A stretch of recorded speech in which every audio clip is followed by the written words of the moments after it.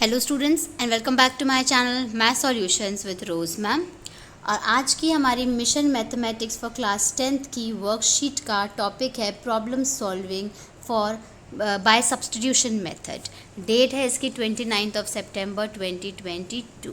तो बेटा इसमें आपको कल हमने जो वर्कशीट थी हमारी उसमें हमने देखी जो वर्कशीट थी उसमें हमने सब्स्टिट्यूशन मेथड के बारे में सीखा था। आज हम उसी की प्रॉब्लम सॉल्विंग वाले सम्स होते हैं ना, स्टेटमेंट वाले सम्स होते हैं, उसको करना सीखेंगे सेम ही मेथड से। तो इसमें आपको एक क्वेश्चन दिया हुआ है, उस क्वेश्चन को सॉल्व करके यहाँ दिखाया है, तो पहले उसको देखेंगे और उसके बाद हमें एक क्वेश्चन नीचे यहाँ पे वर्कशीट में एक क्वेश्चन दिया है और इसको भी हम सॉल्व करके इसका आंसर निकालेंगे। तो विदाउट वेस्टिंग एनी टाइम हम अपनी वर्कशीट को शुरू कर लेते हैं। वीडियो को शुरू करने से पहले आप सभी से रिक्वेस्ट करना चाहती हूँ, प्लीज़ प्लीज़ प्लीज़ वीडियो को लाइक कर दीजिए, शेयर कर दीजिए अपने दोस्तों के साथ और चैनल को सब्सक्राइब करना मत भूलिए प्लीज़ स्टूडेंट्स। चलो अब हम स्टार्ट करते हैं question.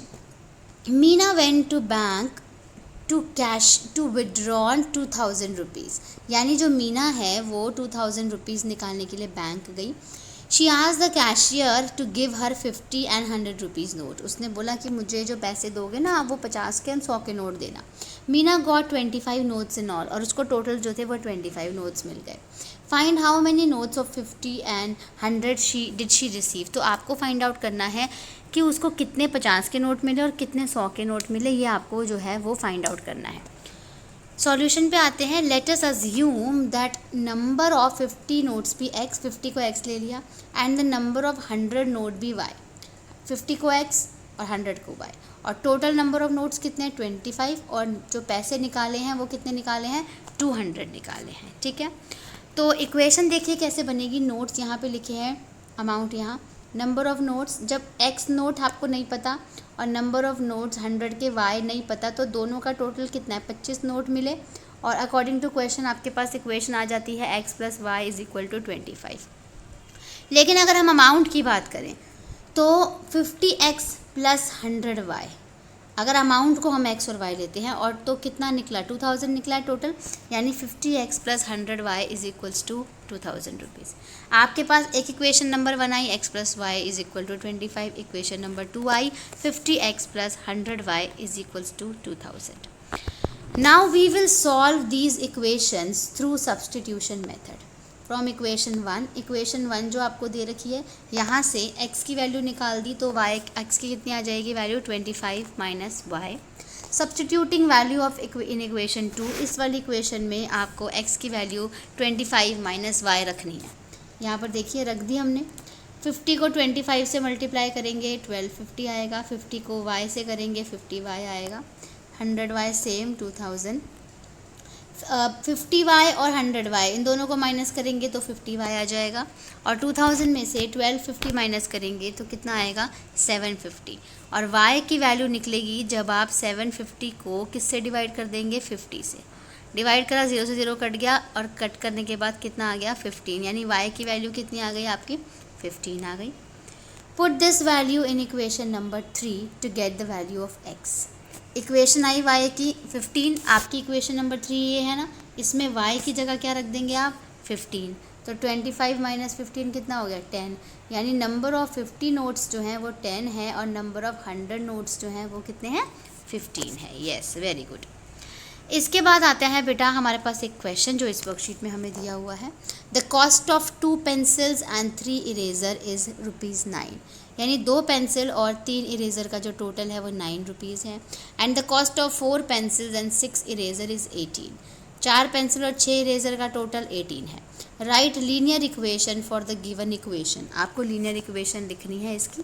And express any one variable in the form of other. पहले सिर्फ लीनियर इक्वेशन लिखेंगे हम, और उसके बाद जो है वो हम ये बताएंगे कि वन वेरिएबल में अगर हमें इसको जो है वो सॉल्व करना है, यानी एक की वैल्यू निकाल करके दूसरे की वैल्यू में अगर हम डालनी है तो हम वो जो है वो किस तरीके से इसको कर सकते हैं। तो चलिए बेटा हम इस क्वेश्चन को सॉल्व कर लेते हैं। तो चलिए बेटा सॉल्यूशन देखते हैं। सॉल्यूशन के लिए हमने देखा कि जो पेंसिल है, पेंसिल को हम पहले ले लेते हैं x, हिंदी मीडियम वाले बच्चे पेंसिल लिख लीजिएगा।